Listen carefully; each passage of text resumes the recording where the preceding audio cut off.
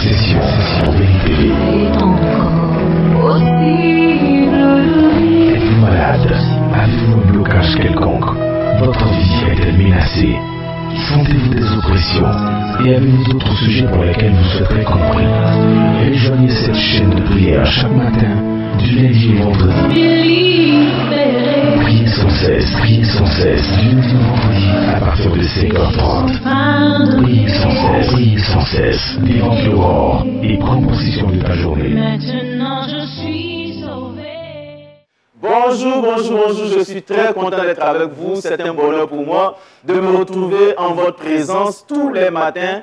Et j'espère aussi que vous êtes vraiment bénis par tout ce que nous faisons, parce que c'est pour vous que nous réveillons chaque matin, toute cette équipe et moi, pour venir prier, chercher la face du Seigneur, vous aider à entrer en communion avec le Saint-Esprit, avant d'aller vaquer à vos occupations, parce que dévancer l'aurore, posséder sa journée, c'est remporter des combats et gagner des victoires. Que le Seigneur bénisse là où vous êtes, là d'où vous nous suivez maintenant. Je prie que le Seigneur vous soit favorable. Baissons la tête, prions le Seigneur. Disons-lui merci pour la vie qu'il nous a donnée. Seigneur, te bénissons, te disons merci pour la vie que tu nous as donnée, Seigneur. C'est un bonheur pour nous d'être en vie. Nous savons, nous reconnaissons que le bien le plus précieux d'un homme, c'est la vie. Seigneur, tu nous as donné la vie. Merci de nous l'avoir donnée. Merci pour cette grâce que tu as déversée sur nos vies, en nous donnant, en nous fortifiant nos corps, en donnant la force et la santé, Seigneur, pour encore ce matin. Merci de le faire au nom puissant de Jésus.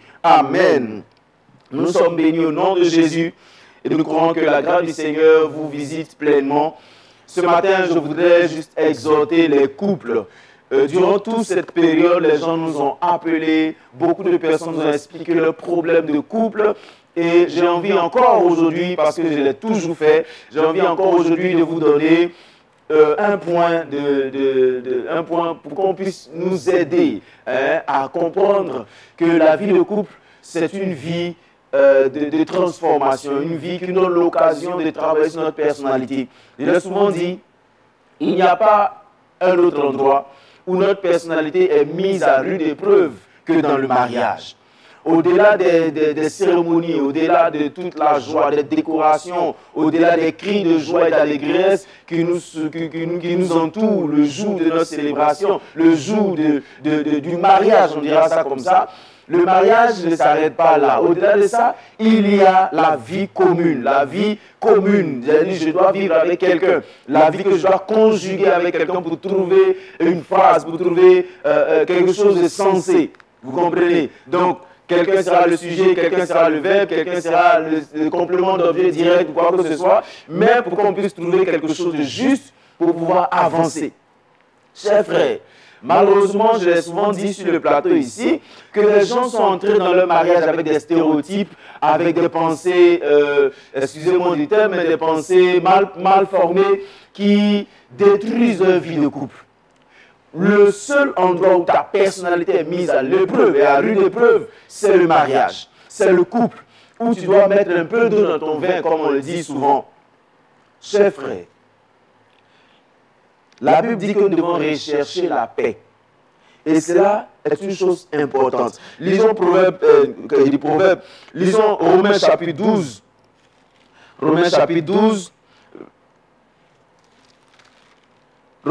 12, le verset 4, il dit, vous savez que tous nos membres et organes constituent un corps unique. Pourtant, tous n'ont pas la même fonction. C'est-à-dire, j'ai envie de vous dire, les hommes et les femmes sont égaux. L'homme et la femme sont égaux avec des rôles différents. Verset 5. De même, nous tous qui sommes en communion avec le Christ, malgré notre pluralité, nous ne formons qu'un ensemble, un seul corps. Individuellement, chacun a besoin de tous pour être complet. Nous sommes mutuellement interdépendants. En effet, comme les organes entre eux, nos fonctions nous lient les uns aux autres. C'est-à-dire, quand tu es marié, en fait, je prends ça pour attribuer au couple, parce que quand nous sommes mariés, j'ai besoin de l'autre pour être complet. Je ne comprends pas pourquoi des gens se marient et après disent, je n'ai plus besoin de toi. Tant que tu passes sans toi, je ne peux pas vivre. Non. C'est pas, on dira, ça n'a pas de sens. Ça n'a pas de sens de venir dire à quelqu'un qu'on a épousé que sans toi, je peux vivre. Non, ça n'a pas de sens. Et la Bible dit dans 1 Corinthiens chapitre 1, verset 10, il dit, il faut cependant, frère, que je vous adresse une recommandation instante. Et c'est au nom de notre Seigneur Jésus-Christ que je le fais. Vivez ensemble en bonne harmonie. Accordez vos pensées, vos paroles. Visez ensemble le but commun et exprimez vos convictions dans un langage concordant. C'est-à-dire, faites un effort pour vous asseoir, pour exprimer vos convictions dans un langage concordant. Et puis il continue, il dit, ne laissez pas de scission s'introduire parmi vous. Cultivez la bonne entente. Cultivez, c'est-à-dire, tu dois travailler à la bonne entente.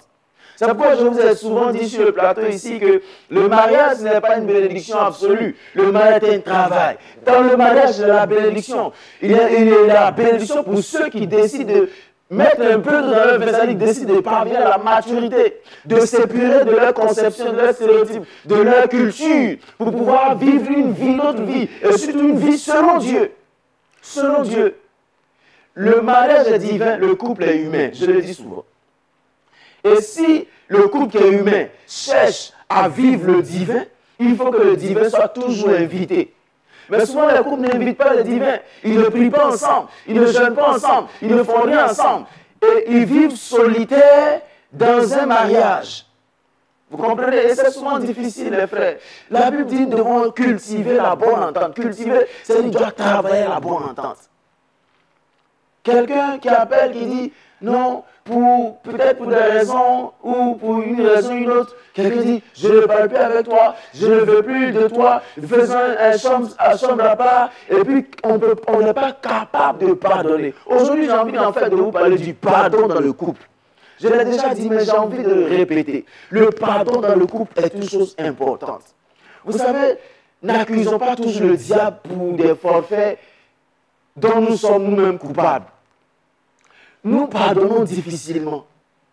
Et le pardon bloque tout le système de notre mariage. Enfin, le manque de pardon. Le manque de pardon bloque tout le système de fonctionnement de notre mariage. Il nous a fait quelque chose, il nous a fait quelque chose. Non, ça, c'est trop dur, je ne veux pas laisser tomber. Et puis, on souhaite que Dieu nous pardonne. Pourtant, dans la prière de notre Père, vers la fin, il dit, si vous pardonnez à votre prochain, votre prochain ses offenses, ou bien vous pardonnez à vos prochains leurs offenses, votre Père dans le ciel va vous aussi vous pardonner. Mais vous ne pardonnez même pas à votre proche prochain. Vous dites ça comme ça. À votre proche prochain. C'est-à-dire votre conjoint, votre conjointe. Non, vous ne pardonnez pas. Et même malgré tout ce qu'elle fait ou tout ce qu'il fait pour revenir à la raison, pour vous faire comprendre que c'est une erreur, on voit notre conjoint dans le tableau de ses erreurs. Et à force de peindre cette personne avec ses erreurs, on oublie que c'est une personne de qualité que nous avions rencontrée. La personne avec qui tu vis n'est pas ton ennemi. C'est à elle que tu as dit hier, je t'aime. Tu as donné un sens à ma vie, à part le Seigneur, tu as donné aussi un sens à ma vie. Et aujourd'hui, pourquoi tout de suite on glisse de l'amour à la haine? Vous savez, en réalité pour moi, le contraire de l'amour, c'est l'égoïsme. C'est parce que nous sommes égoïstes, égocentriques, que nous n'arrivons pas à pardonner. Il nous a offensés. Notre amour propre est touché. Le moi que nous protégeons est bouleversé, est bousculé. Nous ne voulons pas que ça se déstabilise. On ne veut même pas laisser la place au Seigneur pour qu'il transforme nos cœurs, pour nous amener à l'humilité et au sens du partage réel, qui nous dépouille de notre orgueil, de notre égoïsme, de notre égocentrisme, qui nous fait travailler pour l'autre. La Bible dit que votre amour fasse voir les autres comme étant au-dessus de vous. C'est ce qu'on appelle l'amour service, l'amour serviteur. Et lisons dans Galates. Et nous allons prier le Seigneur pour le couple aujourd'hui. Ouais, les gens aujourd'hui n'arrivent pas véritablement à briser, à sortir de leur orgueil, de leur égocentrisme. Galates chapitre 5, verset 13. Il dit ceci. Et je lis. Galates 5, verset 13, je n'ai pas encore trouvé exactement. Il dit, oui, mes frères, c'est à une pleine liberté que vous avez été appelés. Mais cela ne signifie pas qu'il faille en abuser et laisser libre cours à vos instincts. C'est autre chose. Maintenant, que votre liberté ne serve ni de prétexte pour vivre comme des hommes livrés à eux-mêmes ou pour assouvir vos convoitises. Qu'au contraire, l'amour vous incite à vous rendre serviteurs les uns des autres. C'est-à-dire que si j'aime quelqu'un, il faut que la personne soit capable de trouver en moi son serviteur. Donc, j'aime mon épouse, j'aime mon époux, je suis serviteur de mon épouse, et vice-versa. Mais aujourd'hui, non. Les gens comprennent cette notion de chef, de maîtresse de maison, de chef de soumission, bon, en fait, de soumission, de soumis, on ne sait pas, en fait, c'est une sorte de confusion. Mais la vraie pensée du Seigneur, c'est que tu te rends serviteur et qu'elle se rende servante de chacun sert son prochain. On ne se marie pas pour se faire plaisir, on se marie pour faire plaisir à l'autre, selon les principes divins. Non, chers frères, moi j'ai mal au cœur quand les gens m'appellent et puis je vois que dans leur langage, ils veulent forcément que leur conjoint fasse ce qu'ils pensent qui est juste. Pourtant, ils n'arrivent même pas à sortir de leur propre égocentrisme. Chers frères, nous allons prier pour vos mariages, mais ne rendez pas coupable le diable pour vos forfaits. Le diable n'est pas forcément à la base de tout. Chacun est libre volonté. Le diable ne peut pas violer la volonté de quelqu'un. Dieu même ne le fait pas. Donc, chef, réfléchis, regarde au fond de toi-même. Qu'est-ce qui fait que tu ne t'entends pas avec ton épouse? Qu'est-ce qui fait que tu ne t'entends pas avec ton époux? Est-ce que ton orgueil, ton égoïsme, ton égocentrisme, ça ne va pas dire je suis frustré? Moi, normalement, ça ne va pas se passer comme ça. Frère, les choses ne se passeront pas comme tu penses. Ma soeur, les choses ne se passeront pas comme tu as pensé, comme tu as rêvé. Les choses se passeront comme elles se passent. C'est à toi de t'adapter. C'est à toi de reformuler les choses, de t'adapter à ce qui vient et de prendre le bon côté de la situation. Je prie que le Seigneur transforme ton cœur. Je prie que toutes tes manipulations ténébreuses soient brisées au nom de Jésus. Souvent, nous disons que c'est le diable. On dit, oh, mari de nuit me fatigue. Non, souvent, avant que le mari de nuit te fatigue, tu lui donnes l'occasion de te fatiguer, de détruire ton foyer. Je prie que toute puissance des ténèbres libère ton foyer au nom de Jésus. Je prie aussi que le Seigneur donne l'intelligence nécessaire, l'humilité nécessaire, pour que tu puisses chercher la paix. La Bible ici, cela dépend de nous. Il faut qu'on cherche la paix. Romains 12, verset 18. Il dit autant, aussi longtemps que cela dépend de nous. Il faut qu'on cherche la paix avec l'autre. Il faut que tu cherches la paix. Je vais vous dire une chose.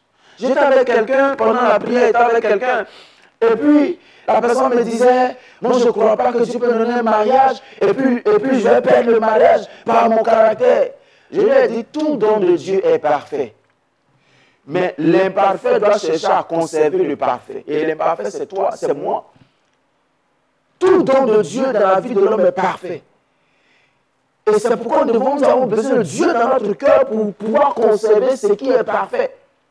Si tu penses que Dieu est tellement bon qu'il ne veut pas donner quelque chose que tu vas perdre, c'est vrai, il ne veut même pas que tu perdes ce qu'il t'a donné. Mais ton caractère, ton comportement, ton langage, ton cœur, ta violence avec laquelle tu agis, peut t'empêcher de conserver ce qui est parfait de Dieu. Chers frères, je prie que ton cœur soit libre maintenant au nom de Jésus. Je l'ai dit ici pour ceux qui me suivent il y a longtemps. Une dame priait, Seigneur, donne-moi un mariage. Seigneur, donne-moi un mariage. Et le Seigneur est venu toucher la dame. Et lui a dit, ma fille, je n'ai pas envie de te donner mon enfant pour que tu le maltraites parce que ton cœur est mauvais. Donc il y a des gens qui sont privés de grâce, privés de don parfait de Dieu. Parce que Dieu aussi ne veut pas que tu prennes son enfant pour le maltraiter. Dieu veut pas que tu prennes sa fille pour la maltraiter. Non. Ce n'est pas une question de j'utilise. Non, c'est une question on se sert mutuellement. Je prie que la grâce de Dieu te visite au nom puissant de Jésus. Je prie que la faveur divine soit ton partage. S'il y avait quelque chose qui t'avait empêché de vivre paisiblement ton couple. Que ces choses soient brisées au nom de Jésus. Commençons par ton intelligence jusqu'aux manipulations. Que le Seigneur renouvelle, que le Seigneur te donne sa grâce au nom puissant de Jésus. S'il y avait un esprit, une réclamation démoniaque qui réclamait ta vie matrimoniale, ta stabilité, que ces choses soient brisées au nom puissant de Jésus. Je prie que la grâce de Dieu te visite. Je prie que la faveur divine te visite. Au nom puissant de Jésus. Ton conjoint t'a demandé d'aller voir quelqu'un qui va vous donner des conseils parce qu'elle tient à ce couple, à ce mariage. Mais tu ne veux pas. Tu ne veux pas. Parce que tu tiens à tes raisonnements. Tu te dis que c'est ta culture. C'est ce que tu penses qui est juste. Mais il y a ce que la Bible pense. Il y a ce que tu crois. Je prie que le Seigneur transforme ta mentalité. Il faut qu'on ait une mentalité renouvelée pour pouvoir saisir la pensée de Dieu pour nous. Je prie que la grâce de Dieu te visite pleinement au nom puissant de Jésus. Seigneur, merci parce que tu règnes dans la vie de ces couples.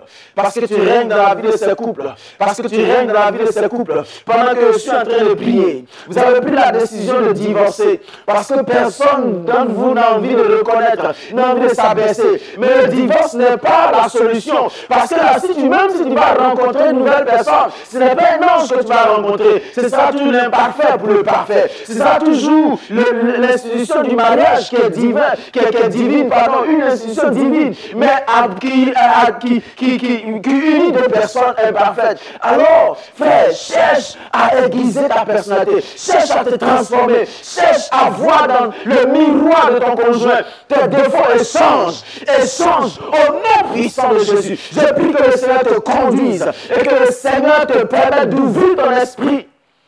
D'ouvrir ton esprit. Le premier jour où vous rencontriez, vous avez chanté des langages d'amour, vous avez dit des choses, des paroles de grâce. Aujourd'hui, pourquoi les choses changent? C'est parce qu'on refuse de manifester la vie de Dieu dans nos couples. Je prie que le Seigneur te conduise. Je prie que le Seigneur te conduise. Je prie que le Seigneur te conduise au nom puissant de Jésus. Au nom puissant de Jésus. Je prie que le Seigneur te conduise dans le nom puissant de Jésus-Christ Nazareth. Je prie, Seigneur, je prie spécialement pour cette personne que je vois, Seigneur. Je prie pour elle spécialement un esprit qui manipule sa famille depuis longtemps, est en train de détruire son couple. Je prie qu'à partir de maintenant, pendant qu'elle est sous le coup de ma voix, que cette puissance libère sa vie au nom de Jésus. Que cette puissance quitte son existence au nom puissant de Jésus. Je brise les réclamations démoniaques à son égard. Parce que cette personne n'a pas la paix. Cette personne n'a pas de tranquillité. Elle a tout à sa disposition, sauf la paix. Parce que le diable ne veut pas qu'elle ait la paix. Je prie que la grâce de Dieu visite son âme au nom puissant de Jésus. Tu aimes la personne avec qui tu es. Mais tu ne comprends pas, il y a des moments où tu l'as en aversion. Je prie que le Seigneur te libère de cette manipulation démoniaque au nom puissant de Jésus. Que le Seigneur te libère de cette manipulation démoniaque au nom puissant de Jésus. Reçois la liberté, reçois la délivrance au nom de Jésus-Christ. Merci pour ta grâce, Père. Bénis ces personnes, donne ta grâce. Seigneur, bénis ces couples. Le diable sait qu'un foyer, qu'un couple stable, Seigneur, égal à une famille qui bénit ton nom, qui te glorifie, qui est équilibrée, qui est épanouie. Je prie, Seigneur, que ta grâce visite, donne l'épanouissement au couple, pour des familles stables, pour une société qui bénéficie de la grâce, pour des églises qui sont en bonne santé. Je prie que tu étendes ta main et que tu brises le pouvoir des ténèbres de la vie au nom de Jésus-Christ. Je prie que le Seigneur te restaure. Il y a un point sur lequel aujourd'hui tu es glacé, on dira ça comme ça. Tu es froid, tu es froide à l'égard de ton conjoint. Parce qu'il y a une chose qui s'est produite que tu n'as pas compris. Je prie que le Seigneur te libère, que le Seigneur te permette de pouvoir avoir la paix du cœur, au nom puissant de Jésus, pour que tu puisses revenir comme tu étais avant. Pour que tu puisses revenir comme tu étais avant, au nom de Jésus. Peut-être que ton conjoint t'a brutalisé un jour. Et parce que ce conjoint t'a brutalisé, ça t'a dégoûté. T'as dégoûté. Parce que tu n'étais pas dans certaines dispositions. Il en voulait, mais il ne voulait pas comprendre. Parce qu'il ne t'a pas compris, tu t'es renfermé sur ce point. C'est devenu difficile. Je prie que le Seigneur te libère. Parce qu'il faut le pardon pour te libérer, pour que les choses puissent marcher dans votre couple davantage. Au nom puissant de Jésus.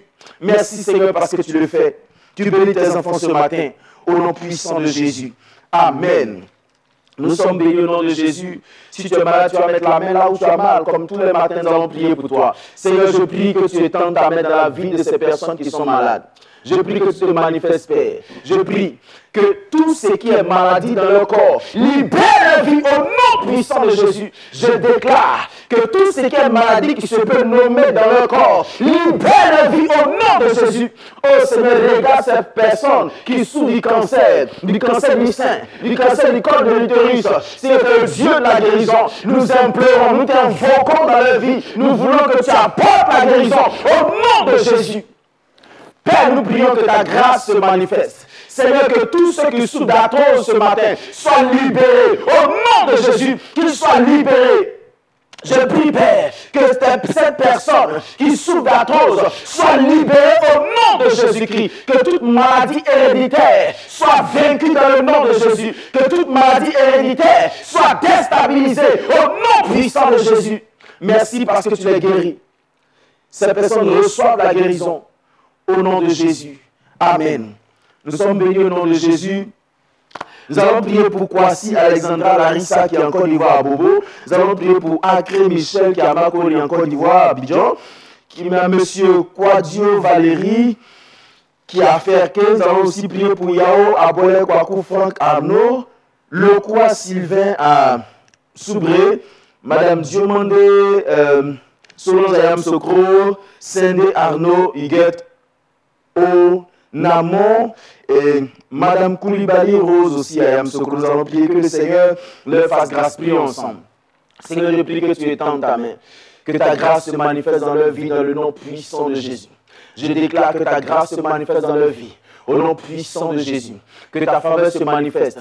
Je prie, Père, que ton règne vienne dans leur vie, Seigneur. Souviens-toi de tes enfants et bénis-les au nom de Jésus. Libère tes enfants de tout ce qui est puissant des ténèbres. Conduis tes enfants dans ta grâce. Bénis-les, notre Père.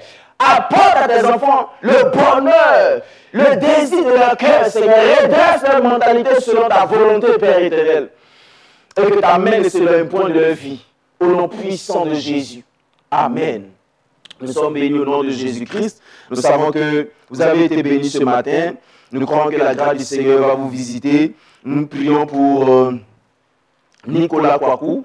Prions que le Seigneur bénisse sa vie, que le Seigneur donne un emploi. Prions pour Baka Charlize, Gia Bertin Amiagi, tous ceux en Côte d'Ivoire, Kofi Nadej.